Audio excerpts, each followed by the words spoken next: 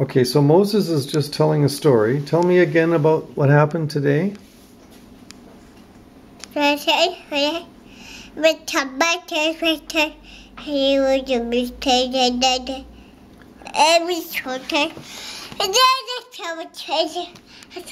Oh, okay, so Jack went to Vancouver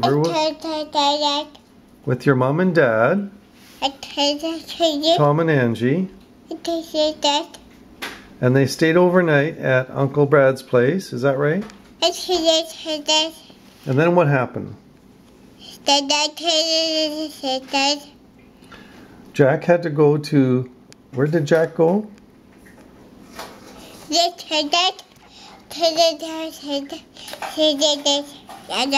He went to Vancouver Children's Hospital for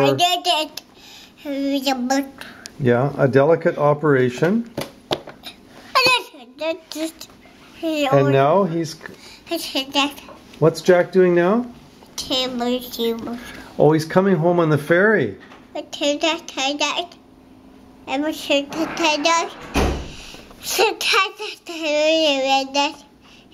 And you hope he's feeling better?